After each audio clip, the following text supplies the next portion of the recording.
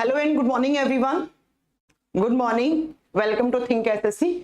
आप अच्छा class live हो गई है ना? मैं एक्चुअली अपने फोन में ऑन करके बैठी थी बिकॉज ये फर्स्ट क्लास है ना इस एप्लीकेशन पे, तो मुझे लग रहा था कि कहीं कुछ प्रॉब्लम ना हो जाए। चलिए फिर गुड मॉर्निंग एवरीवन एंड फटाक से सभी लोग लाइव आ जाइए, फिर आज की क्लास स्टार्ट करते हैं। गुड मॉर्निंग, राम राम, नमस्ते, सत श्री अकाल, जय हिंद, अस्सलाम वालेकुम। कैसे हैं आप सब लोग? सबसे पहले तो कमेंट करके बताओ कि कैसे हैं आप सब लोग, और कमेंट मुझे स्क्रीन पे दिखा दीजिए प्लीज, तो मैं बच्चों के कुछ नाम ले लूं। स्टूडेंट्स लाइव आ चुके हैं, जैसे नितिन कुमार आ चुके हैं, शिवांगी सिंह आ चुकी हैं, राहुल कुमार आ चुके हैं, रजनीश कुमार आ चुके हैं, स्मार्ट, गोपाल सिंह, गंजन सोलंकी आ चुके हैं, आशीष आ चुके हैं, अमित आ चुके हैं। और अमित आते ही पहला ही क्वेश्चन ये कह रहे हैं कि मैम बायोलॉजी खत्म कब होगी। अरे अमित, इतनी क्या जल्दी है? फर्स्ट क्लास में कोई ये पूछता है कि बायोलॉजी खत्म कब होगी? अभी तो बायोलॉजी की हमने शुरुआत की भी शुरुआत नहीं की है। चलो सब बढ़िया है, स्टार्ट करें अपने आज की क्लास। देखो बच्चों, मैं कुछ बातें बता दूं 5 मिनट में आपकी इस क्लास में बैच के बारे में इंफॉर्मेशन दे दूं, क्योंकि बहुत सारे बच्चों को कुछ कुछ डाउट है अलग अलग टाइप के, तो वो सारे डाउट आपके मैं कंप्लीट करना यहाँ पे कंप्लीट कर देती हूँ। ये जो आपका बैच है ये है साइंस स्पेशल का बैच है ना, और इस साइंस स्पेशल के बैच में हम आपको जो साइंस पढ़ाएंगे वो आपके जितने भी वनडे कॉम्पिटिटिव एग्जाम हैं, अब वनडे कॉम्पिटिटिव एग्जाम में मैं नाम ले रही हूं, इन सारे एग्जाम के लिए हेल्पफुल है। इसके अलावा अगर कोई एग्जाम की तैयारी आप कर रहे हैं तो प्लीज मुझे कमेंट करके बताइएगा, ताकि मुझे पता लगे कि मुझे इस बैच में बच्चों को किस लेवल तक लेकर जाना है। वनडे एग्जाम में अगर आप एसएससी का कोई भी एग्जाम देते हैं, सीजीएल दे रहे हैं, सीएचएसएल दे रहे हैं, एमटीएस का एग्जाम दे रहे हैं, या आप सीपीओ दे रहे हैं, है ना, इसके अलावा आजकल तो सीजीएल आपको पता है मेंस में भी जीएस आने लग गई है। लास्ट सीजीएल के पेपर के बाद से कि आपका मेंस के एग्जाम में भी आपको आप क्या देखने को मिलती है, जीएस देखने को मिलती है। इसके अलावा अगर आप डिफेंस कैटेगरी में एनडीए सीडीएस की क्लास एनडीए सीडीएस की तैयारी कर रहे हैं, एयरफोर्स एक्सवाई ग्रुप की तैयारी कर रहे हैं, साथ में अगर आप कोई कांस्टेबल के एग्जाम की तैयारी कर रहे हैं, चाहे यूपी का कांस्टेबल हो, चाहे राजस्थान का कांस्टेबल हो, चाहे दिल्ली कांस्टेबल की तैयारी कर रहे हैं, एसआई के पेपर की तैयारी कर रहे हैं, या आप पीसीएस के एग्जाम की भी तैयारी क्यों ना कर रहे हो। जैसे अगर मैं हमारे राजस्थान वालों की बात करूं तो वो आरएस की तैयारी करते हैं, या अगर हम यूपी पीसीएस की बात करें या जेपीएससी की बात करें, है ना, या हम बीपीएससी की बात करें बिहार वाले की, तो इन सारे एग्जाम के लिए साइंस कॉमन है। देखो बच्चों, साइंस कभी चेंज नहीं होती है। आप बोलोगे मैम मैं तो यूपी कांस्टेबल की तैयारी कर रहा हूं और इन फ्यूचर हो सकता है कि मैं एसएससी का भी पेपर दूं, तो साइंस का क्या लेवल अलग हो जाएगा? नहीं, साइंस सबके लिए कॉमन है, बस जो एग्जामिनर का क्वेश्चन पूछने का तरीका होता है ना वो थोड़ा सा चेंज हो जाता है। लेकिन आपको बिल्कुल भी घबराने की जरूरत नहीं है। आप भी जिस भी वनडे कॉम्पिटिटिव एग्जाम की तैयारी कर रहे हैं उन सबकी तैयारी आप बढ़िया तरीके से करिए, साइंस आपकी इस बैच में कवर हो जाएगी। अब बात करते हैं कुछ कि कैसे कैसे पढ़ाएंगे, सारी बात करेंगे। हाँ, टीचिंग के एग्जाम की बिल्कुल हो जाएगी। एएलपी वाले बच्चों तुम लोग तो बिल्कुल भी टेंशन मत लो, क्योंकि एएलपी हो गया, रेलवे में ग्रुप डी हो गया, बिल्कुल एनटीपीसी हो गया, रेलवे की बहुत जल्दी आपको वैकेंसी भी देखने को मिलने वाली है। क्योंकि मैंने कल ही एक ट्वीट पढ़ा था, तो बहुत जल्दी आपकी वैकेंसी भी आने वाली है, रेलवे की भी अच्छी खासी वैकेंसी आने वाली है, तो आप बिल्कुल घबराने की जरूरत नहीं है। अब देखो साइंस में जब हम साइंस की बात करते हैं ना, बिल्कुल ध्यान से मेरी बात सुन लेना। कुछ चीजें मेरी जो क्लास होगी, पहले मैं बता दूं इसमें सब्जेक्ट कौन कौन से कवर होने वाले हैं। इसमें 3 सब्जेक्ट कवर होने वाले हैं। पहला है आपका बायोलॉजी, जिसको आप जीव विज्ञान बोलते हैं, है ना। बायोलॉजी मैं पढ़ाऊंगी आपको, कंप्लीट बायोलॉजी, बिल्कुल बेसिक से लेकर एडवांस तक, यानी कि जितने भी माने सारे एग्जाम के नाम लिए हैं, उन सारे एग्जाम में कैसे क्वेश्चंस आते हैं, उनका लेवल क्या रहता है, सब मैं आपको पढ़ाने वाली हूँ। दूसरा जो आपका सब्जेक्ट है यहाँ पर वो है केमिस्ट्री, जिसको आप रसायन विज्ञान बोलते हैं, जो आपको पढ़ाने वाले हैं सत्येंद्र सर। आज रात 9 बजे शायद उनकी क्लास भी लगी है, तो आप फर्स्ट क्लास ज्वाइन कीजिए और बढ़िया तरीके से पढ़िए, बहुत ही शानदार टीचर है। और तीसरा जो आपका आता है वो आता है फिजिक्स। फिजिक्स जिसको आप क्या बोलते हैं, भौतिक विज्ञान, और फिजिक्स है वो आपके फिजिक्स के महारथी अंकुर सर पढ़ाने वाले हैं। तो बहुत ही, मैंने कहा ना, ये ऐसा ट्रायो है, यानी कि ऐसा कॉम्बिनेशन बनाया है टीचर्स का कि इस बैच में अगर आपने पढ़ लिया ना तो साइंस आपका कहीं से भी कुछ लेवल से नहीं छूटने वाला है। बैच का नाम है साइंस स्पेशल। बायोलॉजी मैं पढ़ाऊंगी, केमिस्ट्री रात के 9 बजे लगी है, फिजिक्स आपकी अभी 3-4 दिन के बाद लगेगी, क्योंकि फिजिक्स वाले सर अमरनाथ यात्रा करने गए हैं, जो अपने आप में आप जानते हैं कि अमरनाथ यात्रा बहुत टफ यात्रा होती है, और सर आएंगे वापस अपनी क्लासेस कंटिन्यू कर लेंगे। मेरी क्लास अभी कंटिन्यू होने वाली है, आज शनिवार है, कल रविवार है, मैं कल भी क्लास लूंगी, मेरी अभी 4-5 दिन कंटिन्यू क्लास होने वाली है एंड केमिस्ट्री भी होने वाला है। अब फिजिक्स जैसे सर आएंगे आपको शेड्यूल में मेंशन कर दिया जाएगा। अब बात ये आती है कि मैम हमें पीडीएफ कैसे मिलेगा। मैं आपको बता दूं बायोलॉजी का पीडीएफ आज रात तक आपके एप्लीकेशन पर कंप्लीट बायोलॉजी इन इंग्लिश वाले बच्चों इंग्लिश से पीडीएफ डाउनलोड कर लेना, और कंप्लीट बायोलॉजी इन हिंदी वाले बच्चे हिंदी में अपना पीडीएफ डाउनलोड कर लेना। मैं अपना पीडीएफ एक साथ अपलोड करवा दूंगी। कुछ एक आधा चैप्टर मैंने अभी थोड़ा ऐड किया है, क्योंकि मैं पिछले 4-5 महीने से यही देख रही थी कि किस एग्जाम में कोई नए चैप्टर से क्वेश्चन तो नहीं आ रहे हैं क्या, तो मैं ना उस चैप्टर को ऐड कर दिया आपकी क्लास में। तो वो पीडीएफ में अभी आपको नहीं मिलने वाला है, लेकिन आगे हम जैसे से क्लास करेंगे तो उस पीडीएफ में अलग से वो आपका 1-2 चैप्टर के आपके नोट्स आपको मैं अवेलेबल करवा दूंगी। तो पीडीएफ अपने डाउनलोड कर लेना, प्रिंट निकाल लेना। आप कुछ बच्चे चाहते हैं कि मैम हम क्लास में नोट्स बनाएं, मैं सारी चीजें बोर्ड पे लिखूंगी, लेकिन कभी कभार ये होता है कि कुछ चीजें होती हैं टीचर्स जो ना मुंह से बोल देता है और बोर्ड पे नहीं लिखता है, कि ऐसा लगता है कि ये तो यार लिखने वाली कोई जरूरत नहीं है, लेकिन कभी कभार वो एग्जाम में आ जाती है। तो आप लोग वो भी साइड में नोट करते रहना। मेरा मानना यह है कि नोट्स अपने हाथ से बनाओ, क्योंकि एक ही बार साइंस पढ़ो, बार बार पढ़ने का कोई रोला ही नहीं है यहाँ पे, है ना। चलिए, ये हो गई आपकी बात पीडीएफ की। टाइमिंग मेरी सुबह 11 से 12 में क्लास चलेगी। 1 घंटा बहुत है ऑनलाइन क्लास में, 1 घंटा बिना किसी बात किए हुए हम 11 से 12 1 घंटे अपनी मेरी बायोलॉजी की क्लास आप करने वाले हैं। मंडे से फ्राइडे क्लासेस होंगी, सैटरडे संडे अपनी क्लास की प्रैक्टिस कीजिए, या फिर आपकी वीक में जो भी क्लास छूट गई है आपकी वो क्लास को अपना अटेंड कीजिए। हाँ, लेकिन अभी मैं, क्योंकि आज शनिवार के दिन बैच स्टार्ट हुआ है ना, तो शनिवार इतवार अभी मैं पूरा लेने वाली हूँ, 3-4 दिन आपकी क्लास, ठीक है। चलो, कुछ बच्चे कह रहे हैं मैम आप लिखा दो मुझसे बोर्ड पे। मैं बोर्ड पे सब कुछ लिखूंगी। अरे बिल्कुल होगा। एमपी टेट, एमपी पटवारी में बहुत अच्छे बायो के क्वेश्चन आते हैं। मैं लास्ट पटवारी के क्वेश्चंस मेरे पास हैं भी, आपको क्लास में बताती रहूंगी मैं। मेरी आदत है, मेरी नहीं, मुझे लगता है हाँ अंकुर सर की भी ये आदत है कि हम क्लास में ना जैसे कोई क्वेश्चन आप करवाते हैं तो हम बता देते हैं कि इस पेपर में आया हुआ क्वेश्चन है, तो आपको वहां पता लग जाएगा। आइए, ये होगी आपकी बैच की कुछ इन्फॉर्मेशन, आप अपने आप देख लेना। कुछ बच्चों के डाउट है मैम सिलेबस, सब बातें करेंगे, एक दिन में सारे क्वेश्चंस का आंसर नहीं लेंगे। अब मैं किसी का, हाँ भाई गुड मॉर्निंग, और मैं बेटा उसी का ही नाम चेंज हुआ है, पवन कुमार, ठीक है, पवन है या मनीष है, ठीक है। तो आइए फिर स्टार्ट करते हैं। देखो बच्चों, जब भी आप कभी भी साइंस की बात करते हैं, आप किसी भी एग्जाम की तैयारी करो, अगर आपको सिलेबस में दिया हुआ है साइंस, कभी कभी क्या करते हैं ना कुछ एग्जाम में ना बायो, केमिस्ट्री, फिजिक्स, इनका अलग अलग सिलेबस नहीं दिया हुआ होता है, सिर्फ एक कॉमन साइंस लिखा हुआ होता है। आप भी अगर अपना सिलेबस देखेंगे ना तो कुछ कुछ एग्जाम में सीधा साइंस दिया हुआ होता है।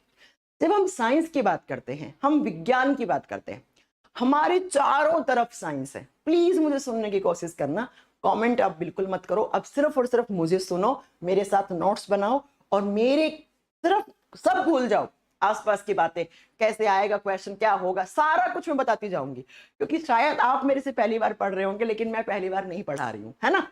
तो ट्रस्ट रखो अपने टीचर पे, बढ़िया तरीके से, बहुत अच्छे से आपको बायोलॉजी वाला पार्ट कवर करवा दूंगी हर एक एग्जाम के लिए, ये मेरा प्रॉमिस है आपसे, ठीक है। देखो, आपके चारों तरफ साइंस है, मैं इस कमरे में क्लास ले रही हूँ, ये कमरा पूरा साइंस से भरा पड़ा है। आप कहोगे अरे मैम इस कमरे में कहाँ साइंस है, इस कमरे में तो पंखा है, ट्यूबलाइट है, डिजिटल बोर्ड है, मैं हूं, पोडियम है, पेन है, सारी साइंस है। जब हम साइंस की बात करते हैं ना बच्चा, तो साइंस ना 2 चीजों से बना हुआ है। कैसे, बहुत मैं बेसिक से लेके चल रही हूँ, बिल्कुल सुनने की कोशिश करना। साइंस में एक चीज होती है लिविंग, लिविंग जिसको हम बोलते हैं सजीव। हम 6ठी-7वीं क्लास से पढ़ते आ रहे हैं कि इस धरती के ऊपर लिविंग्स है। हम क्या बोलते हैं, हम लोग लिविंग ऑर्गेनिजम्स हैं, हम लोग सजीव हैं। आपने सुना होगा प्लांट्स भी लिविंग हैं, बैक्टीरिया, जीवाणु भी लिविंग हैं, है ना, ऐसे आपने चीजें सुनी होंगी। गाय, भैंस, घोड़ा, बकरी, भेड़, जानवर सारे लिविंग्स हैं। दूसरा, साइंस में जो दूसरी चीज होती है जिसको हम कहते हैं नॉन लिविंग, जिसको हम हिंदी में कहते हैं निर्जीव। यानी कि इस कमरे के अंदर 2 ही टाइप की साइंस है, बिल्कुल, या तो वो होगी लिविंग या होगी वो नॉन लिविंग। अब आप कहोगे मैम कि लिविंग तो मुझे समझ में आ गया कि इस कमरे में आप लिविंग हो, मान लिया, नॉन लिविंग में कैसी साइंस है। ये मैंने मार्कर को नीचे गिरा दिया, मान लो मैंने हाथ से नीचे गिरा दिया, तो अगर ग्रेविटी नहीं लगी होती तो क्या ये मार्कर नीचे जाता, नहीं जाता। तो ये क्या है, ये साइंस है, ये साइंस है। तो साइंस 2 ही चीजों से मिलकर बनी हुई है, लिविंग और नॉन लिविंग। जब बात करते हैं लिविंग क्या होते हैं, ऐसी कोई भी चीज जो सेल से बनी हुई है, जो किससे बनी हुई है, सेल यानी कोशिका से बनी हुई है, उसको हम लिविंग कहते हैं। अब बात करेंगे सेल क्या होती, कैसे होती, सारी बात करेंगे, है ना। मैंने कहा ऐसी कोई भी चीज जो सेल यानी कोशिका से मिलकर बनी हुई है उसको हम लिविंग बोलेंगे। और ऐसी कोई भी चीज जो एटम से मिलकर बनी हुई है, एटम का मतलब होता है परमाणु, उसको आप नॉन लिविंग या निर्जीव वस्तु कहते हैं। इतना बेसिक से कोई पढ़ाने वाला नहीं मिलेगा आपको, इसलिए कह रही हूँ कमेंट्स पे ध्यान कम दो, पढ़ लो यहाँ पे। तो साइंस दो चीजों से मिलकर बनी हुई है, लिविंग और नॉन लिविंग। लिविंग वही होगा जो किससे बना हुआ है, जो सेल यानी कोशिका से मिलकर बना हुआ है, और नॉन लिविंग जो एटम यानी परमाणु से मिलकर बना हुआ है। अब जब जब हम लिविंग्स की बात करेंगे तो वो साइंस की किस ब्रांच में बात करेंगे, हम बायोलॉजी में बात करेंगे, हम सजीव यानी कि जो जीव विज्ञान होती है उसमें बात करेंगे। और जब जब हम नॉन लिविंग्स की बात करेंगे यानी एटम से बनी हुई चीजों की बात करेंगे तो आप या तो पढ़ रहे होंगे फिजिक्स या आप पढ़ रहे होंगे केमिस्ट्री। या तो क्या पढ़ रहे होंगे आप, फिजिक्स, या आप पढ़ रहे होंगे केमिस्ट्री यानी भौतिक विज्ञान या रसायन विज्ञान पढ़ रहे होंगे। तो यही तो मैंने कहा कि साइंस में तीन ही मेन ब्रांच हैं जिसको आपको वनडे एग्जाम में पढ़ना होता है, जिसमें से पहला बायोलॉजी, दूसरा केमिस्ट्री, तीसरा फिजिक्स। सबसे बड़ा जो पार्ट और हर एक एग्जाम में जहां से सबसे ज्यादा क्वेश्चन आते हैं वो बायोलॉजी से आते हैं। तो स्टार्ट करते हैं हम, बायोलॉजी क्या होता है, इसका मीनिंग क्या है, कहां से आया ये शब्द, थोड़ी सी हम हिस्ट्री पे बात करेंगे क्योंकि यहाँ से क्वेश्चन एग्जाम में बहुत सारे देखने को मिल जाते हैं। थोड़ा मेरा गला खराब है, मैं भी, मेरा बर्थडे था 25 जून को, तो मैं कश्मीर घूमने गई थी और कश्मीर में थोड़ा सा मौसम जो था ना वो ठंडा था, और यहाँ आके गर्मी तो थोड़ा ठंडा गर्म हो गया, हल्का सा गला मेरा थोड़ा सा खराब हो रखा है, आवाज थोड़ी सी आपको चेंज लग रही होगी, लेकिन कल तक मैं इसको ठीक करने की कोशिश करूंगी, हो जाएगी, है ना। बायोलॉजी की बात करते हैं। बायोलॉजी में हम क्या पढ़ते हैं, मैं बिल्कुल एनसीईआरटी पढ़ाती हूँ, एनसीईआरटी के अलावा मैं कुछ भी नहीं पढ़ाती हूँ, ठीक है। एनसीईआरटी के अलावा मैं कुछ भी नहीं पढ़ाती हूँ। प्लीज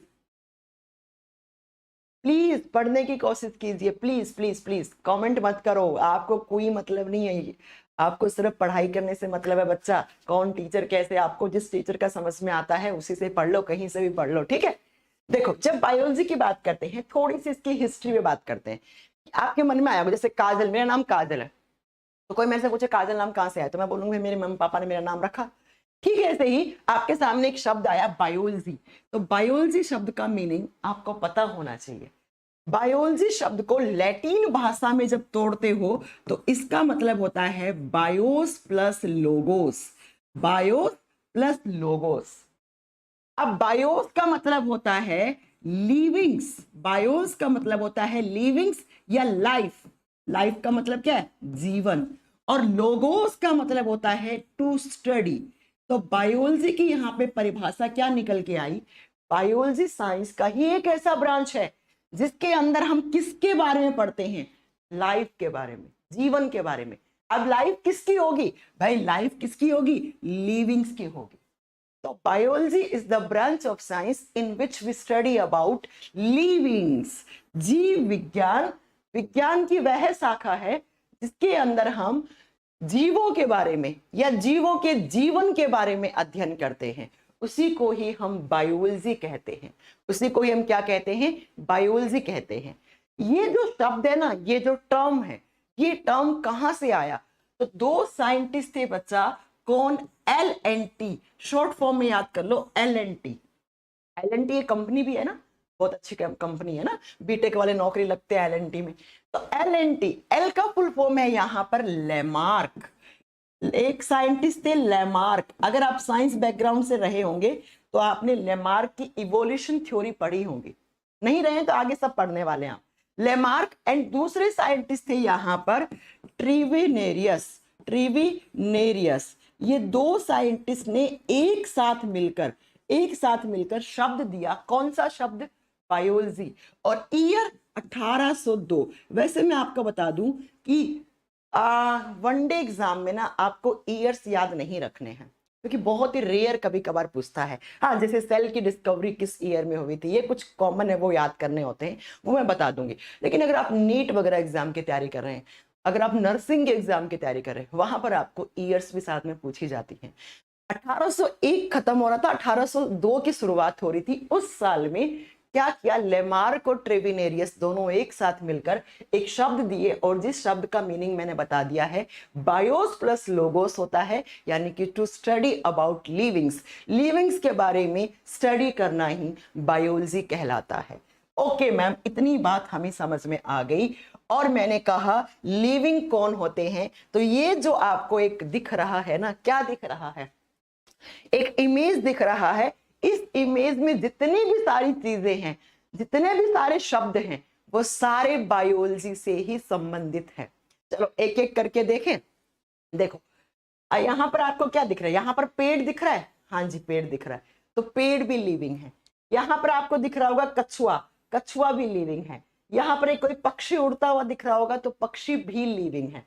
यहां पर क्या है, आपका एक फ्रूट, फल दिख रहा है, तो फल किस पे लगते हैं, पेड़ पे लगते हैं, तो उसके बारे में यहां पढ़ना पड़ेगा। ये आपका दिमाग है, ये यहाँ पे कुत्ते की फोटो बनी हुई है, डीएनए की फोटो बनी हुई है, खरगोश की फोटो बनी हुई है, माइटोकॉन्ड्रिया, ये सारे शब्द हम बायोलॉजी के अंदर पढ़ने वाले हैं। अब आपके सामने जो क्वेश्चन आया, मैम हमें समझ में आ गया कि हम बायोलॉजी में लिविंग्स के बारे में पढ़ने वाले हैं, लेकिन मैं अगर आपसे पूछूं व्हाट इज लिविंग, क्वेश्चन तो यही है ना, आपका इंट्रोडक्शन तो यही से ही स्टार्ट होता है कि लिविंग आप किसको कहते हैं। मुझे सबसे अच्छा कैरेक्टर बता दो लिविंग का। यहां से आपका इंट्रोडक्शन स्टार्ट हो गया है। पहले मैं 2 या 3 क्लास में इंट्रोडक्शन पढ़ाऊंगी, आपको आपका सिलेबस लिखवाऊंगी, उसके बाद कोई चैप्टर स्टार्ट करूंगी। मैं वो टीचर नहीं हूं कि आते ही पहला चैप्टर स्टार्ट कर दिया, हाँ बच्चों लिखो, टाइम पास करके चली गई। नहीं, मेरा उद्देश्य ये रहता है कि मैं आपको इंट्रोडक्शन में ही ऐसे ऐसे शब्द बता दूं कि जो डायरेक्टली एग्जाम में भी आते हैं। जब तक बच्चे का बेस क्लियर नहीं होगा, तो उस बच्चे को चैप्टर स्टार्ट करने से कोई मतलब नहीं है। मैं एक एक चैप्टर का मीनिंग भी बताऊंगी, चैप्टर का नाम भी पढ़ा तो कैसे पढ़ा। सबसे पहले मुझे ये बता दो, हाँ बच्चा किताब बाद में मिलेगी आपको, प्लीज अभी थोड़ा पढ़ने की कोशिश करो। हमें किताब वगैरह के बारे में बातें बाद में करेंगे यार, धीरे धीरे, एक ही दिन में सब कुछ नहीं करना। मैंने पूछा कि लिविंग क्या होता है, आपको समझ में आ गया। बायोलॉजी में हम लिविंग्स के बारे में पढ़ते हैं, लेकिन व्हाट इज लिविंग, क्या होता है लिविंग, आपने मुझे बता दिया। मुझे पता है, मुझे आप लोगों के दिमाग का स्तर बहुत अच्छे से पता है कि आप लोगों का दिमाग का स्तर क्या है, क्या क्वेश्चन आ रहा होगा, क्या आंसर दे रहे होंगे। तो एक बच्चा कह रहा है एनाबॉलिक प्रोसेस होता है जिसमें रेस्पिरेशन करता हो, जो सांस लेता हो, वो लिविंग है। अच्छा, मैं तो नहीं मानती इस चीज को। राजकुमार जी का कहना है जो खाना खाता है वो लिविंग है। अच्छा जी, नहीं, ये तो कोई बात नहीं हुई। देखो आज के बाद कोई आपसे पूछे कि व्हाट इज लिविंग, तो सबसे पहले बताना कि ऐसा कोई भी जीव जंतु जिसके बॉडी में सेल्स हो, क्या हो, सेल्स हो, कोशिका हो, यानी कि जिसका शरीर सेल से मिलकर बना हुआ हो, उसको लिविंग कहते हैं। एनसीईआरटी में लिखा हुआ है कि ऐसा कोई लिविंग जिसके अंदर सेल्यूलर ऑर्गेनाइजेशन हो, जिसके अंदर सेल्यूलर ऑर्गेनाइजेशन हो, इसका मतलब है कोशिकीय संगठन से बना हुआ कोई भी स्ट्रक्चर है, उसको लिविंग बोलते हैं। ये एनसीईआरटी की लाइन है, ठीक है। मैंने कहा सजीव किसको बोलते हैं, तो आपने कहा मैम जो सेल से मिलकर बना हुआ होता है उसको लिविंग कहते हैं। अब अगला क्वेश्चन ये आ गया, व्हाट इज सेल, सेल क्या होती है, कोशिका क्या है। मैं लिविंग हूं तो मेरी बॉडी में क्या है, सेल्स हैं। हजारों लाखों करोड़ों मिलियंस बिलियंस ट्रिलियंस सेल से मिलकर बना हुआ कोई भी बॉडी है, उसको लिविंग बॉडी बोलते हैं। अब सेल क्या होती है, सेल वो स्मॉलेस्ट यूनिट होती है जिससे कोई भी लिविंग बॉडी बन सकती है। Smallest unit of any living body, किसी भी सजीव के शरीर की सबसे छोटी इकाई, यानी कि वो सबसे छोटी स्ट्रक्चर जिससे कोई भी लिविंग बॉडी बन सकता, सबसे छोटी इकाई, बेसिक यूनिट। अब बेसिक यूनिट का मतलब क्या है, जो सबसे छोटा है, इससे छोटा कुछ हो ही नहीं सकता। इतना छोटा है कि आप नेक्ड आई से नहीं देख सकते हो, आप नग नाखून से नहीं देख सकते हो। मेरा इतने से नाखून में लाखों सेल्स हैं, लेकिन क्या मैं देख पा रही हूँ सेल्स, नहीं देख पा रही। क्यों, क्योंकि सेल्स को देखने के लिए इलेक्ट्रॉन माइक्रोस्कोप चाहिए, आपको इलेक्ट्रॉन सूक्ष्मदर्शी चाहिए होगा। आपने सेल्स नहीं देखी होंगी, लेकिन मैंने हजारों बार सेल्स देखी हैं, है ना। तो सेल इतनी छोटी होती है मैम कि उसको नग्न आंख से नहीं देख सकते, लेकिन cell is the basic unit of living body. किसी भी लिविंग बॉडी की सबसे छोटी जो स्ट्रक्चर है वो क्या होती है, वो बच्चा आप कहेंगे सेल होती है। यानी कि सेल से मिली हुई कोई भी स्ट्रक्चर है उसको लिविंग बोलेंगे। बात खत्म हो गई। अब इसके एग्जाम्पल मैं बात करती हूं कि कैसे सेल से लिविंग बॉडी बन जाती है। देखो बच्चों, सबसे पहले आपको किसी भी लिविंग बॉडी को बनाना है तो आपको एक सेल चाहिए, क्योंकि एक सेल से तो बनेगा। ये पहला सेल जिससे आगे चलकर कोई भी लिविंग बॉडी बनेगा, या मैं हमारी बात कर लूं, हम लोग कैसे बने हैं, आप मैं सब लोग एक सेल से बने हुए हैं। और वो पहली सेल जिससे आप और मैं बने थे उसको जाइगोट कहा था। उसे क्या कहा था, उसे युग्मनज कहा गया था। What is zygote? तो आप कहोगे zygote is the first cell of living body. किसी भी सजीव के शरीर की कौन सी कोशिका, प्रथम कोशिका, फर्स्ट सेल, यानी कि जो सबसे पहले कोई सेल बनी है जिससे आगे चलकर कोई भी लिविंग बॉडी बन सकता है उसको जाइगोट कहोगे। अब आप सोच रहे होंगे जाइगोट से सिर्फ हम बने, नहीं भैया, प्लांट्स भी जाइगोट से बनते हैं। मैंने कहा ना, कोई भी लिविंग बॉडी कोई भी लिविंग बॉडी बना है और उसमें जो उसकी जब बनना शुरुआत हुआ था तो जो फर्स्ट सेल है उसको जाइगोट कहा जाता है। तो हमारा भी फॉर्मेशन कैसे हुआ, तो एक सेल बनी यानी जाइगोट बना। एक सेल है तो मुझे अच्छे से याद है कि एक बार बीपीएससी ने इतना थका हुआ क्वेश्चन पूछा कि जाइगोट कैसा सेल है, और वहां पर आपको आंसर करना था zygote is a unicellular structure. Unicellular का मतलब है एक कोशिकीय। भाई जाइगोट में एक ही सेल है तो एक ही कोशिकीय हो गया ना। मैं बोल तो रही हूँ फर्स्ट सेल, फर्स्ट का मतलब क्या होता है, एक ही, प्रथम। की बीपीएससी क्वेश्चन है, सोचो कितना थका हुआ क्वेश्चन है ना। अब जाइगोट बन गया। अब जब ये जाइगोट मैच्योर होगा तो इसमें एक प्रोसेस होती है जिसको बोलते हैं सेल डिवीजन, जिसको हम कोशिका विभाजन कहते हैं। ये जाइगोट जैसे जैसे बड़ा होगा, मैच्योर हो गया, तो इसमें एक प्रोसेस होती है that is known as cell division, उसको कोशिका विभाजन कहा जाता है। और ये जाइगोट जो है वो टूट जाएगा ऐसे दो हिस्सों में, और इस एक जाइगोट से दो जाइगोट बन गए, दो सेल बन गई। फिर ये वाला भी आगे टूटेगा, ये भी टूटेगा, इससे दो बन गई, इससे दो बन गई, फिर ऐसे करते करते करते बहुत सारी सेल्स ऐसे बन जाती हैं। बहुत सारी सेल्स का एक ग्रुप बन जाता है। A group of cells is known as tissue. What is tissue? आपसे कोई पूछे उत्तक किसको कहा गया है, आप बोलेंगे बहुत सारी कोशिकाओं के समूह को उत्तक कहा गया है। बहुत सारी कोशिकाओं के समूह को उत्तक कहा गया है। इसका मतलब क्या हो गया, group of cells is known as tissue. बहुत सारी सेल्स का ऐसे ग्रुप बन गया, बहुत सारी सेल्स आ गई, इतनी सारी, इसको हमने टिश्यू कह दिया। अब टिश्यू में भी जो सेल्स है वो आगे से आगे डिवाइड होती रहती हैं, उनमें डिवीजन होता रहता है, होता रहता है, होता रहता है। एक टिश्यू का लेयर, दूसरा टिश्यू का लेयर, तीसरा टिश्यू का लेयर, और धीरे धीरे इतने टिश्यू के लेवल बन जाते हैं। और जब वो टिश्यू के लेवल्स आपस में जुड़ते हैं तो धीरे धीरे ऑर्गन्स बनना शुरू हो जाते हैं, अंग बनना शुरू हो जाते हैं। जैसे आपका हाथ, कान, नाक, गला, है ना, खाने वाली पाइप, श्वास लेने वाली पाइप, आपका फेफड़े, आपका किडनी, आपका लीवर, ये सारे ऑर्गन्स बनना शुरू हो गए। और अगर यहाँ पे प्लांट बन रहा है तो प्लांट के ऑर्गन्स क्या होंगे, भाई प्लांट की जड़ें प्लांट का अंग है। अगर मैं प्लांट की जड़ें काट दूं तो प्लांट मर जाएगा। प्लांट का तना, स्टेम, प्लांट का अंग है। प्लांट की लीफ, पत्ते प्लांट के, वो उसका ऑर्गन है। जैसे हमारे ऑर्गन्स है वैसे प्लांट में भी ऑर्गन्स है ना, समझ रहे हो आप। तो ऑर्गन्स बन गए हैं, और ये ऑर्गन्स एक साथ जुड़कर सिमिलर से काम करते हैं, उनको हम कहते हैं ऑर्गन सिस्टम्स। ऐसे ऑर्गन्स जो एक साथ जुड़कर एक जैसे काम कर रहे हैं, मतलब ऐसे ऑर्गन, जिन तीन चार ऐसे ऑर्गन हैं जो सेम काम कर रहे हैं, उनको ऑर्गन सिस्टम बोलते हैं। और जब ये अलग अलग ऑर्गन सिस्टम्स बन जाते हैं तो यहाँ पर एक बॉडी बनती है जिस बॉडी को हम लिविंग बॉडी कहते हैं। देखो बॉडी तो इस मार्कर का भी है, बॉडी मेरे फोन का भी है, लेकिन ये लिविंग बॉडी नहीं है। आप अक्सर गलती कर देते हो, अगर आप सब्जेक्टिव एग्जाम दे के आते हो तो वहां पर यहाँ लिख देते हो कि बॉडी बन गया। भाई बॉडी नहीं, बॉडी तो इसका मार्कर का भी है, इस एसी का भी बॉडी है ना। आप बोलो कि यहाँ पे लिविंग बॉडी बन गया, तो मैंने कहा कि लिविंग वही है जो सेल से मिलकर बना हुआ है, और सेल से ही आप मुझे बताओ, अगर सेल नहीं होती तो क्या टिश्यू बनते? नहीं बनते। अगर टिश्यू नहीं बनते तो आपके ऑर्गन्स बनते? क्या नहीं बनते। अगर ऑर्गन्स नहीं बनते तो ऑर्गन सिस्टम नहीं बनता।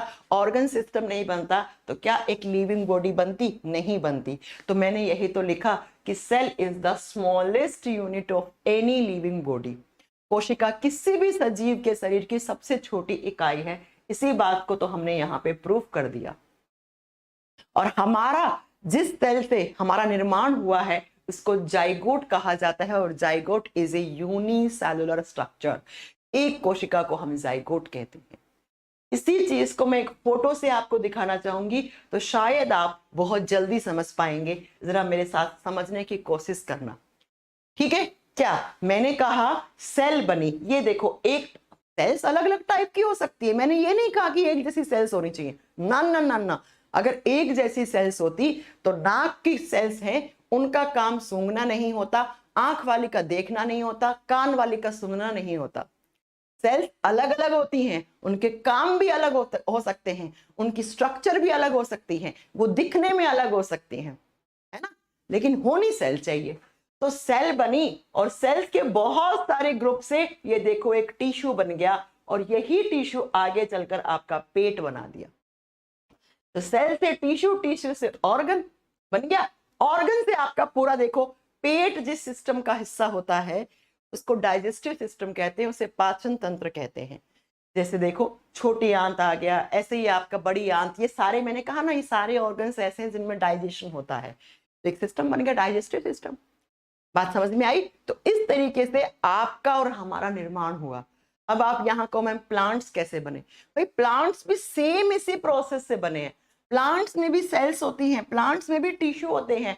प्लांट के ऑर्गन्स को हम बोल देते हैं प्लांट के पार्ट, भाग। जैसे प्लांट की जड़ें हो गई, प्लांट का स्टेम यानी तना हो गया, प्लांट का लीफ यानी पेड़ के पत्ते हो गए हैं, है ना, डालियां हो गई है, शाखाएं हो गई, ये सब प्लांट के ऑर्गन से तो है। तो कहते हैं आप किसी प्लांट को काटते हो तो उसको भी उतना ही दर्द होता है जितना हम लोगों को होता है दर्द। इसलिए पेड़ पौधों को बिल्कुल नहीं काटना चाहिए, है ना। और आजकल तो वैसे ही पेड़ पौधों की कमी हो गई है, लगाओ काटो नहीं। बात समझ में आ गई मेरी? चलो मैं आगे, इतनी बात समझ में आ गई। अब थोड़ा सा आगे चलते हैं कि मैम आपने कह दिया ऐसी कोई भी लिविंग बॉडी जो सेल से मिलकर बनी हुई है, जिसमें सेल्स, टिश्यू, ऑर्गन्स हो, उसको हम लिविंग बॉडी कहते हैं। एग्जाम्पल लिख रही हूं मैं। एग्जाम्पल का मतलब होता है उदाहरण। जैसे प्लांट्स, पेड़ पौधे, ग्रीनरी, आपके चारों तरफ जितने भी प्लांट्स हैं दे ऑल आर लिविंग्स।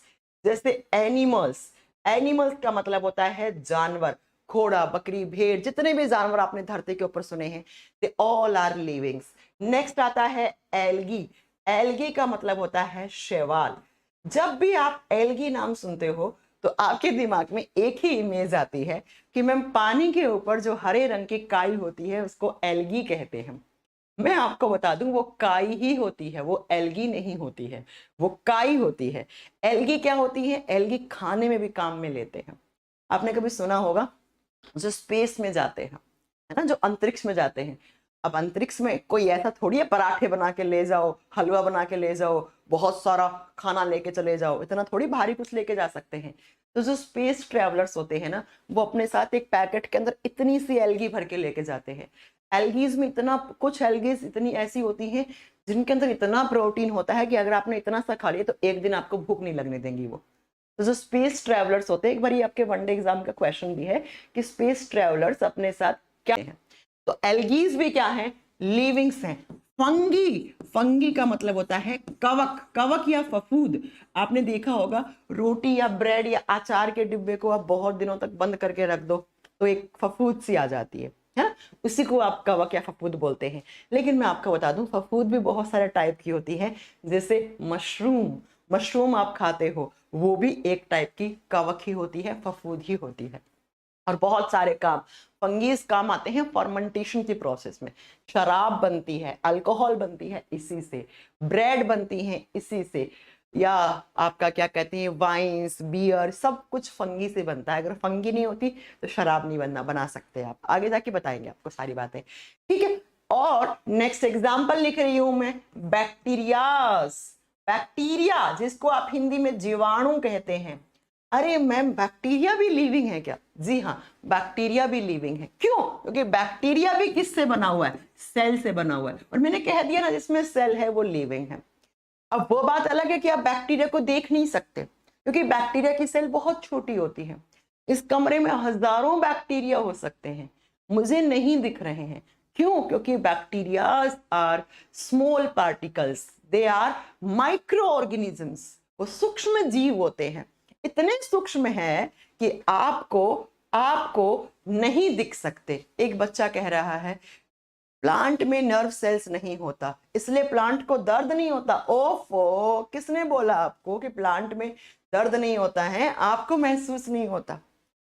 आपने देखा कभी कभी प्लांट को काटते हैं तो उससे रबड़ के प्लांट से कैसे रबड़ नीचे गिरता है, गोंद कैसे नीचे गिरता है, एक लिक्विड सा टपकता रहता है। हाँ, आपको काटो, आपको दर्द होगा तो आंसू आएंगे, तो प्लांट्स के आंसू नहीं आ रहे हैं तो इसका मतलब प्लांट को कुछ दर्द नहीं होता। ये किसने बोला आपको? चलो मैम, बीपीएससी का 30 सितंबर को होगा। अच्छा 69 बीपीएससी हाँ सितंबर में है, तो सितंबर तक तो आपका बहुत सारा सिलेबस हो जाएगा, ऑलमोस्ट फिनिश ही मानो आप, है ना। मेन चैप्टर पूरे हो जाएंगे। मैं दिखाऊंगी आपको एल्गीज। हिमांशु सिंह, आपने एल्गीज नहीं देखी ना, मैं आपको एल्गीज दिखाऊंगी। अब मैं आपको बता रही हूँ ना, चलता फिरता डॉक्टर बना के छोड़ दूंगी, आप बस बढ़िया से मेरे साथ पढ़ते रहो। एल्गीज दिखाऊंगी आपको, कॉर्क दिखाऊंगी, सब कुछ दिखाऊंगी आपको, थोड़ा पेशेंस रखो। सब चीजें दिखाऊंगी आपको, लाइव दिखाऊंगी क्लास के अंदर, डोंट वरी ना। चलो, ये सारी लिविंग्स हैं। अब मैं एक नाम लिख रही हूँ, जिस नाम को ऐसा कोई भी आज की दुनिया में प्राणी नहीं है जो इस नाम से वाकिफ ना हो। वायरस, विषाणु। आप मुझे ये बताओ, क्या वायरस लिविंग है? क्या वायरस लिविंग है? वायरस के नाम से, अब मैं ये नहीं बताऊंगी वायरस नाम आपने कब सुना था। अरे सब जानते हैं, कोरोना वायरस आया था, जिंदगी हराम कर दी थी, कितने सारे परिवारों को बर्बाद कर दिया ना कोरोना वायरस ने। वायरस, मैंने कहा ये सब लिविंग्स हैं, तो वायरस क्या है? देखो बच्चा, वायरस को कहा जाता है एसेल्यूलर सेल, एसेल्यूलर बॉडी। एसेल्यूलर का मतलब है जिसमें कोई भी कोशिका नहीं है, इसमें सेल नहीं होती है। वायरस में कोई भी टाइप की सेल नहीं होती है। अब सेल नहीं है तो ये लिविंग नहीं हो सकता। जी हाँ, लिविंग नहीं हो सकता। लेकिन मैम ये बताओ, ये लिविंग नहीं है तो कोरोना वायरस ने इतना सारा तबाही क्यों मचा दिया था? इस क्वेश्चन का आंसर आपको आज मिलने वाला है। मैम हिंदी मीडियम स्टूडेंट्स का ख्याल रखना, मैं एक एक चीज हिंदी में लिख रही हूँ, लेकिन मैं आपको एक बात बता दूं, हिंदी मीडियम वाले बच्चों, बायोलॉजी थोड़ा टफ है हिंदी में पढ़ना। और आजकल के एग्जामिनर तो क्या करते हैं, देखो जो हिंदी टर्म्स होते हैं ना, उनको इंग्लिश में ही लिख देते हैं। तो कुछ कुछ शब्द हैं जो आपको इंग्लिश में ही याद रखने पड़ेंगे, उसमें मैं या कोई और कुछ नहीं कर सकता, ठीक है बच्चा। अब देखो, जैसे कभी कभी वायरस को वायरस टाइप कर देता है, अब वायरस की हिंदी तो विषाणु होती है ना। माइटोकॉन्ड्रिया को माइटोकॉन्ड्रिया टाइप कर देता है, माइटोकॉन्ड्रिया को तो हिंदी में सूत्रकणिका बोलते हैं। एग्जामिनर को भी इतनी प्योर हिंदी नहीं आती है। चलो, मैंने कहा वायरस में क्या नहीं होती, सेल नहीं होती, इसका मतलब मैम वायरस लिविंग तो नहीं है। फिर वायरस किसका बना हुआ होता है? कोई भी वायरस जो होता है ना, जनरली हम जब वायरस का एक डायग्राम बनाते हैं तो कुछ ऐसा सा बनाते हैं, कुछ ऐसा सा। कोई भी एक वायरस है उसको जनरली हम बनाने की कोशिश करते हैं तो कुछ ऐसा सा बनाते हैं। ये जो वायरस का ऊपर वाला बॉडी, ये बॉडी, इसको क्या कहा जाता है? इसको कहा जाता है कैप्सिड। कैप्सिड का मतलब होता है इसका आवरण, इसका कोट, आवरण, ठीक है बच्चा। और ये इसकी टेल होती है, इसकी पूंछ होती है। ये क्या होती है? इसकी टेल होती है, पूंछ होती है। अब मैं कुछ बातें बताने वाली हूँ, मेरा बहुत ध्यान से इस पॉइंट को सुनना। मैंने कहा कोरोना वायरस ने इतना तबाही क्यों मचा दिया, वो लिविंग तो था ही नहीं। फिर भी वायरस के अंदर क्या होता है? वायरस के अंदर यहां पर रहता है वायरस का जेनेटिक मटेरियल। क्या रहता है? इसका जेनेटिक मटेरियल रहता है, या हम कह सकते हैं यहां पर रहता है न्यूक्लिक एसिड। न्यूक्लिक एसिड आपको आगे पढ़ाऊंगी, न्यूक्लिक अम्ल, न्यूक्लिक अम्ल। और जेनेटिक मटेरियल का मतलब होता है आनुवांशिक पदार्थ। या तो मैं ये कह दूं कि वायरस के अंदर आनुवंशिक पदार्थ पाया जाता है, या मैं ये कह दूं वायरस के अंदर न्यूक्लिक अम्ल पाया जाता है। और ये न्यूक्लिक अम्ल या जेनेटिक मटेरियल क्या होता है, आइदर डीएनए और आरएनए, दोनों एक साथ नहीं हो सकता। मैंने कहा वायरस के अंदर क्या होता है, वायरस के अंदर रहता है डीएनए और आरएनए, और ये जो डीएनए और आरएनए है ना, इन्हीं की वजह से ही वायरस तबाही मचाते हैं। जीका वायरस, रिका virus, retrovirus, common cold virus, रेबडा वायरस, फलाना वायरस, H1N1, बर्ड फ्लू कितना चला था बीच में। ये जो वायरस आते हैं ना बीच बीच में, वायरस कुछ भी नहीं होता अगर वायरस के पास डीएनए या आरएनए नहीं होता। तो वायरस के अंदर सेल नहीं है, लेकिन वायरस के अंदर डीएनए और आरएनए पाया जाता है, और साथ में वायरस के अंदर ये जो कैप्सिड है ना, ये कैप्सिड, ये जो इसका आवरण है, ये प्रोटीन का बना हुआ होता है। बस इसी प्रोटीन और डीएनए आरएनए की हेल्प से ये वायरस बार बार आते हैं और धरती पे तबाही मचाते हैं। अब ये वायरस इस एनवायरनमेंट में ऐसे पड़ा है, इस कमरे में एक वायरस पड़ा है ऐसे, है ना। अब आप कहोगे डीएनए आरएनए क्या होता है, सब आगे पढ़ाएंगे, प्लीज मैं बेसिक से लेकर चल रही हूँ, आपको चीजें समझाने की कोशिश कर रही हूँ, प्लीज थोड़ा सा, है ना, बाद में बात करना, मैं थोड़ा सा बेसिक से लेकर चल रही हूँ। अभी अपन बहुत जनरल चीजें पढ़ रहे हैं, लेकिन जनरल इतनी जनरल है कि एग्जाम में भी आती है। तो वायरस दो चीजों का बना हुआ होता है। वायरस का जो बाहरी कैप्सिड होता है, बाहरी आवरण होता है, वो किसी प्रोटीन का बना हुआ होता है, और वो प्रोटीन अलग अलग वायरस में अलग अलग होती है, ठीक है। और वायरस के अंदर रहता है, उसके अंदर न्यूक्लिक एसिड। न्यूक्लिक एसिड दो प्रकार के होते हैं, डीएनए आरएनए। अभी इनकी फुल फॉर्म वगैरह सब छोड़ दो, बाद में बात करेंगे, ठीक है। और मैंने कहा कि वायरस के अंदर सेल नहीं है। अभी इस कमरे के अंदर कोई वायरस पड़ा है, ऐसे ही पड़ा है, वो लिविंग नहीं है। और जैसे ही मान लो यहाँ पे एक वायरस पड़ा, ये कमरा है, ये कमरा है, आप मान लो ये रूम है मेरा, इसमें एक ऐसे वायरस पड़ा है यहाँ पे। अब ये नॉन लिविंग है, इसमें सेल तो है नहीं, ऐसे ही पड़ा है। अब ये वायरस किसी होस्ट सेल में चला गया, इसके अंदर होस्ट सेल। अब बहुत सारे बच्चे कहते हैं होस्ट सेल क्या होती है, जिसको हिंदी में कहा जाता है पोषिता कोशिका। होस्ट सेल किसी भी लिविंग बॉडी में, ये वायरस अभी कमरे में पड़ा था, अब ये मेरे अंदर आ गया, मैं क्या हूं, लिविंग हूं। या मेरे घर में कुत्ता है, कुत्ते के अंदर चला गया, कुत्ता भी क्या है, लिविंग। या मेरे घर में प्लांट लगा हुआ है, प्लांट भी क्या है, लिविंग। तो किसी भी लिविंग बॉडी में ये वायरस चला गया, जिस बॉडी के अंदर जाता है उसको होस्ट सेल कहते हैं। सुना होगा ना कोरोना वायरस के टाइम पे, फलाना होस्ट सेल है, मतलब जिसके अंदर कोरोना वायरस है वो क्या हो गया, होस्ट हो गया। तो ये आ गया किसी भी लिविंग बॉडी में, उसको हमने होस्ट सेल कह दिया।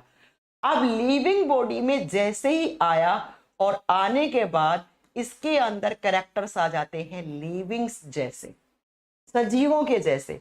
इस कमरे में पड़ा था तब वो नॉन लिविंग था, जैसे ही किसी लिविंग बॉडी में गया, किसी गाय भैंस घोड़ा बकरी प्लांट्स हम लोगों में किसी भी लिविंग बॉडी में गया, वहां जाकर ये लिविंग्स के जैसे लक्षण दिखाने लग गया। कैसे लिविंग्स के जैसे लक्षण, हम लोग क्या करते हैं, हम लोग रिप्रोडक्शन की प्रोसेस करते हैं, हम लोगों में प्रजनन होता है। ठीक ऐसे ही ये वायरस भी रिप्रोड्यूस करने लग जाता है किसी भी होस्ट सेल के अंदर जाकर, और अपनी इतनी फोटोकॉपी बनाएगा, इतनी फोटोकॉपी बनाएगा अंदर जाके कि एक दिन के अंदर हजारों करोड़ों अपनी फोटोकॉपी बना के तैयार कर देगा। और फिर धीरे धीरे वो हजारों करोड़ों वायरस हैं, वो इस होस्ट सेल को मार देंगे, इसको बीमार कर देंगे, या इसको मरने के लिए छोड़ देंगे। यही तो कोरोना वायरस में हुआ था। तो बच्चों, वायरस यहां नॉन लिविंग था, यहां आकर लिविंग हो गया। इसका मतलब मैम, वायरस ने लिविंग्स को किससे जोड़ा है, नॉन लिविंग से जोड़ा है, नॉन लिविंग से जोड़ा है। सजीव को निर्जीव से जोड़ रहा है, और जोड़ने वाली कड़ी को कहा जाता है बच्चों कनेक्टिंग लिंक। क्या कहा जाता है, कनेक्टिंग लिंक। दो अलग अलग कड़ियों को एक साथ जोड़ दिया, उसे कनेक्टिंग लिंक या योजक कड़ी कहा जाता है। तो आपसे अगर एग्जाम में क्वेश्चन पूछ ले कि what is connecting link between livings and non livings, यानी सजीव और निर्जीव के बीच की कनेक्टिंग लिंक किसको माना गया है, तो आप क्या आंसर करके आओगे? आप सब आंसर करके आओगे वायरस। समझ में आया वायरस का पॉइंट? अब मैंने कहा था कि वायरस तबाही किसकी वजह से मचाते हैं? वायरस तबाही मचाते हैं इन दो चीजों की वजह से, डीएनए या आरएनए। अगर वायरस का डीएनए आरएनए निकाल दो ना तो वायरस कुछ भी नहीं है, तो वायरस कुछ भी नहीं है। तो मैंने कहा अभी तक मैंने क्या पढ़ा है सुनने की कोशिश करना, नहीं था बोलोगे मैम तो कौन सी दुनिया में चले गई, कहाँ इंट्रोडक्शन से कोरोना वायरस पे चली गई। देखो बच्चों, मैंने कहा बायोलॉजी में हम लिविंग्स के बारे में पढ़ते हैं, लेकिन जब तक आपको लिविंग्स की डेफिनेशन परिभाषा नहीं समझ में आएगी, चैप्टर स्टार्ट करने का कोई मतलब नहीं है। लिविंग्स वो हैं जिसमें मैम सेल होती है, यानी कि कोई भी ऐसी स्ट्रक्चर जो सेल से मिलकर बनी हुई है उसको लिविंग यानी उसको सजीव कहा जाता है। और सेल जो होती है वो बच्चा आगे चलकर टिश्यू, टिश्यू से ऑर्गन, ऑर्गन से ऑर्गन सिस्टम, ऑर्गन सिस्टम से पूरा एक लिविंग बॉडी बना देती है। अब लिविंग्स के एग्जांपल मैंने बताए, गाय, भैंस, घोड़ा, बकरी, जानवर, प्लांट्स, एल्गी, शैवाल, फंगी, कवक, बैक्टीरिया, जीवाणु, ये सब लिविंग्स होते हैं। लेकिन एक शब्द हम सुनते हैं वायरस। वायरस जब तक एनवायरमेंट में पड़ा है तब तक वो नॉन लिविंग है, लेकिन जैसे ही वायरस किसी भी लिविंग बॉडी के अंदर चला जाता है, यानी कि किसी भी होस्ट सेल में चला जाता है, वहां पर जाकर वो लिविंग्स के जैसे लक्षण पनपा देता है और उस बॉडी को धीरे धीरे बीमार या उसको मार देता है। और किसकी वजह से? वायरस में दो चीजें होती हैं, एक प्रोटीन और दूसरा वायरस का न्यूक्लिक एसिड। इन दो चीजों की वजह से वायरस क्या पहुंचाते हैं? नुकसान पहुंचाते हैं। यानी कि वायरस ने लिविंग को नॉन लिविंग से जोड़ने का काम कर दिया, यानी वायरस के अंदर दोनों टाइप के लक्षण होते हैं। इसलिए हम वायरस को कहते हैं सजीव और निर्जीव के बीच का योजक कड़ी, connecting link between livings and non livings. इतनी क्लास मैंने अभी आपको पढ़ाई है, इससे बनने वाले क्वेश्चंस आप खुद बना सकते हो।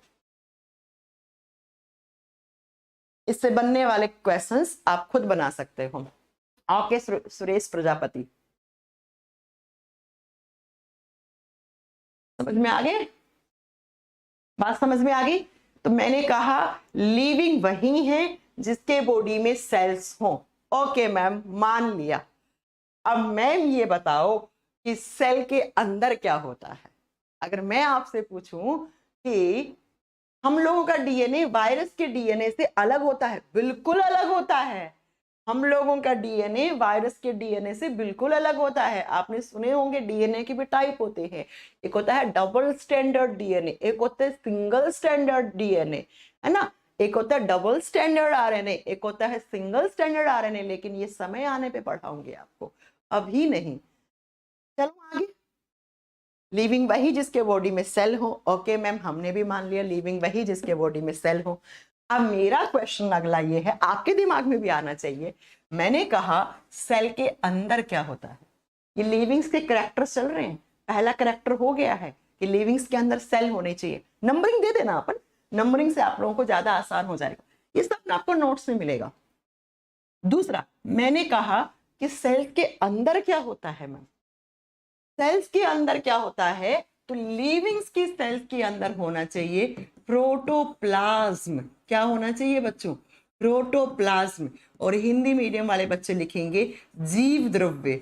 कोई भी आपसे पूछ ले, एग्जामिनर तो पूछता है, लेकिन साइंस ऐसा सब्जेक्ट है जो एग्जाम में तो काम आता ही आता है, साथ में आपके जिंदगी भर आपको बहुत सारी चीजें जानने में, समझने में आपको पता होनी चाहिए। आप जब मेरे से बायोलॉजी पढ़ लोगे ना, उसके बाद इतनी सारी दवाइयां, इतनी सारी बीमारियां, ऐसे चीजें आपको मैं बता दूंगी कि छोटे मोटे इलाज तो खुद कर लोगे अपने। हाँ सही बोल रही हूँ मैं, छोटे मोटे इलाज तो खुद कर लोगे आप अपने। बहुत सारी चीजें जानने को मिलेंगी और ये चीजें जिंदगी भर काम आएंगी। भाई नौकरी लग जाओगे उसके बाद भी तो बीमार होगे ना, बीमार तो कभी भी हो सकते हो, है ना।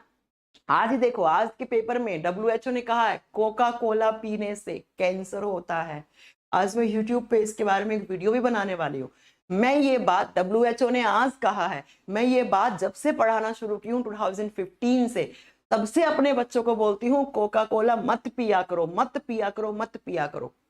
WHO ने आज बोलिए, मैं कितने साल हो गए, 2015 से 7-8 साल हो गए पढ़ाते हुए, पहली क्लास से बोलना शुरू करती हूँ। ऐसा कोई बैच जिसमें यह ना पढ़ाया हो, कोई पुराना बच्चा होगा उसे पता होगा कि मैंने कोई ऐसी क्लास जिसमें ये ना बताया Coca Cola, Thums Up, Mirinda ये सब कैंसर कोज करती हैं, ये सब कैंसर बीमारियों को। आज देखो बहुत जल्दी WHO बैन लगाने वाला है कोका कोला पे, बहुत दिनों से बोलती आ रही हूँ ना ये चीज।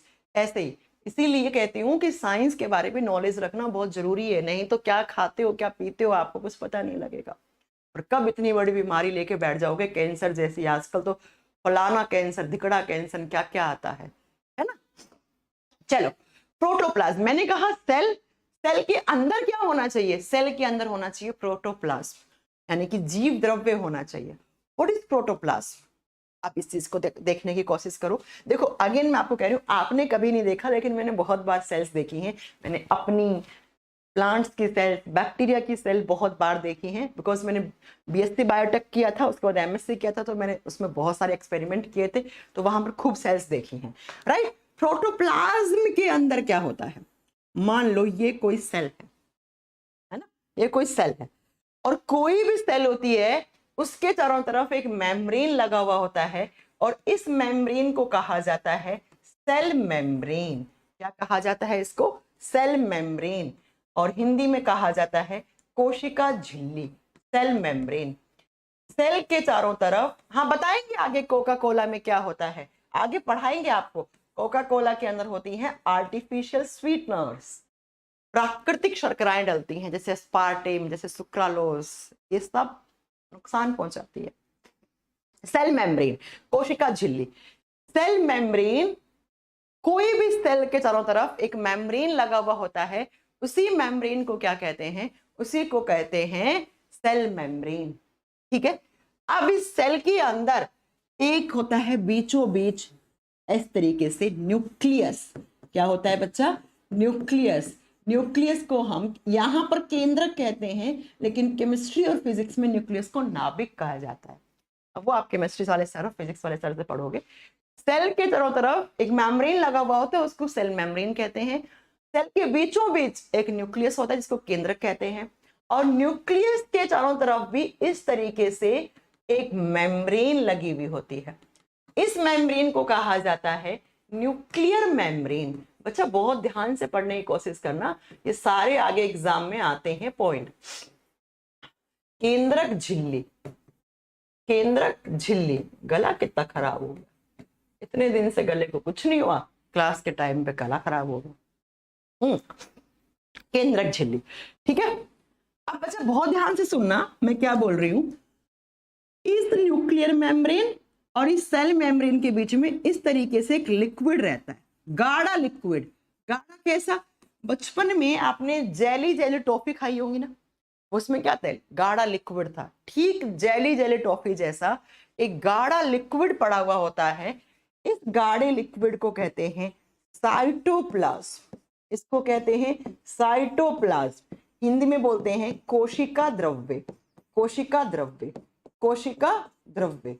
बात समझ में आ गई मेरी? कोशिका द्रव्य, ये सारे नाम समझ में आने चाहिए, एग्जाम में आती है सारी चीजें, फिर आप सर पकड़ के बैठ जाओगे अरे ये तो मैम ने पढ़ाया ही नहीं। इंट्रोडक्शन मैम पढ़ाती गई, इंट्रोडक्शन में और क्या, ये एग्जाम में तो आती है इंट्रोडक्शन क्या होता है, जहां से क्वेश्चन बन जाए वो इंट्रोडक्शन है ना।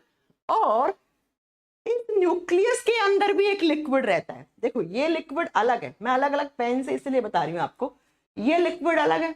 अब न्यूक्लियस के अंदर जो लिक्विड रहता है ना, इस लिक्विड को कहा जाता है न्यूक्लियोप्लाज्म। क्या? न्यूक्लियोप्लाज्म, और हिंदी में बोलते हैं केंद्रक द्रव्य, केंद्रक द्रव्य, ठीक है बच्चों। और इस साइटोप्लाज्म में क्या क्या होता है? इस साइटोप्लाज्म में यहां पड़ा है माइटोकॉन्ड्रिया, यहां पड़ा है राइबोसोम, यहां पड़ा है लाइसोसोम, यहां पड़ा है गोल्जी बॉडी। ये सब आपने पढ़े होंगे, नहीं पढ़े सब पढ़ाऊंगी मैं। इन सबको मिला के ये सब क्या है? ये सब होते हैं सेल ऑर्गेनलीज। ये सब क्या होते हैं? Cell organelles. कोशिकांग, कोशिका के अंग कोशिकांग कहलाते हैं, कोशिका के अंग कोशिकांग कहलाते हैं। अब मैंने क्या लिखा, हम क्या पढ़ रहे थे? सुनो, हम पढ़ रहे थे, मैंने कहा था सेल के अंदर क्या होता है, तो आपने कहा मैम सेल के अंदर प्रोटोप्लाज्म होता है, तो आपके एग्जामिनर ने क्वेश्चन पूछा प्रोटोप्लाज्म किस किस से मिलकर बना होता है। एग्जामिनर का क्वेश्चन है, मेरा नहीं है। तो सेल मेम्ब्रेन के अंदर जितना भी सारा पार्ट है, ये सेल की मेम्ब्रेन है, इसके अंदर ही जितना भी सारा पार्ट है, सारे नाम लिखे हैं, इन सबको एक साथ मिला दूं तो उसको प्रोटोप्लाज्म कहा जाता है, उसको जीव द्रव्य कहा जाता है। और ये सबकी सेल्स में होता है, हमारी सेल में है, प्लांट में है, गाय भैंस घोड़ा बकरी, जब सबकी सेल्स को निकालकर इलेक्ट्रॉन माइक्रोस्कोप के नीचे रखोगे तो आपको कुछ कुछ ऐसी ही स्ट्रक्चर देखने को मिलेंगी। इसका मतलब मैम प्रोटोप्लाज्म दो टाइप की चीजों से मिलकर बना हुआ है। सुनना, यहां से क्वेश्चन कैसे उठाता है एग्जामिनर। प्रोटोप्लाज्म जिसको आप हिंदी में जीव द्रव्य कहते हैं, ये द्रव्य दो टाइप की चीजों से मिलकर बना हुआ है। एक होता है प्रोटोप्लाज्म का लिक्विड पार्ट, तरल पदार्थ जो लिक्विड फॉर्म में है, और दूसरा होता है सॉलिड जो ठोस फॉर्म में है। अब ऊपर वाले डायग्राम से बताओ कि प्रोटोप्लाज्म में लिक्विड पार्ट कौन कौन सा था। भाई साइटोप्लाज्म भी तो गाढ़ा लिक्विड है मैम। तो साइटोप्लाज्म जिसको हमने कोशिका द्रव्य बोला, यानी कि प्रोटोप्लाज्म का लिक्विड पार्ट पहला है साइटोप्लाज्म और दूसरा है न्यूक्लियोप्लाज्म। और न्यूक्लियोप्लाज्म किसमें होता है? केंद्रक में, न्यूक्लियस में। एग्जामिनर का क्वेश्चन यही था क्या कि प्रोटोप्लाज्म के लिक्विड पार्ट का नाम बताओ, तो या तो ऑप्शन में ये होगा या ऑप्शन में ये होगा। और प्रोटोप्लाज्म के जो सॉलिड पार्ट थे उनको हम सेल ऑर्गेनेलीज कहते हैं, कोशिकांग कहते हैं। ऑर्गेनेलीज कोशिका के अंग कोशिकांग कहलाते हैं। कोशिकांग फॉर एग्जाम्पल जैसे माइटोकॉन्ड्रिया, राइबोसोम, लाइसोसोम, ये सब आगे पढ़ाएंगे। तो आपसे एग्जाम ने क्या क्वेश्चन पूछा, व्हाट इज प्रोटोप्लाज्म? मैम हर एक जीव के शरीर की कोशिका के अंदर प्रोटोप्लाज्म होता है, यानी कि जीव द्रव्य होता है। और ये जीव द्रव्य क्या कहलाता है? किसी भी कोशिका के चारों तरफ जो कोशिका झिल्ली है उसके अंदर जितना भी मटेरियल है उसको एक साथ जीव द्रव्य कहते हैं। जीव द्रव्य दो चीजों से मिलकर बना हुआ होता है, एक तो उसका लिक्विड पार्ट, लिक्विड पार्ट में ये दो लिक्विड आएंगे। साइटोप्लाज्म कहाँ होता है? तो आप खुद आंसर कर सकते हो, सेल की सेल मेम्ब्रेन और न्यूक्लियर मेम्ब्रेन के बीच में। देखो ना, ये सेल मेम्ब्रेन है, ये न्यूक्लियस की मेम्ब्रेन है, इसके बीच में जो इस तरीके का लिक्विड पड़ा है उसको साइटोप्लाज्म कहते हैं। और जो न्यूक्लियस के अंदर लिक्विड है उसको न्यूक्लियोप्लाज्म कहते हैं। तो ये दो लिक्विड हैं जो प्रोटोप्लाज्म को बनाते हैं। और प्रोटोप्लाज्म का सॉलिड वाला पार्ट यानी ठोस वाला भाग है उसको हम सेल ऑर्गेनेलीज के नाम से जानते हैं। इसके अंदर सेल के कोशिकांग होते हैं। तो ये सारी चीजें मिलकर प्रोटोप्लाज्म बनाती हैं। जैसे बच्चों ये देखो, जैसे बच्चों ये देखो, दिख रहा है? लैपटॉप पे क्लासेस का मुझे नहीं पता ये चलेगा या नहीं चलेगा, प्लीज ये मुझे नहीं पता है लैपटॉप की क्लासेस का। आपकी एप्लीकेशन पर एक टेक्निकल नंबर दिया हुआ है, प्लीज आप उनसे कोऑर्डिनेट करो। ये रहा सेल का फोटो,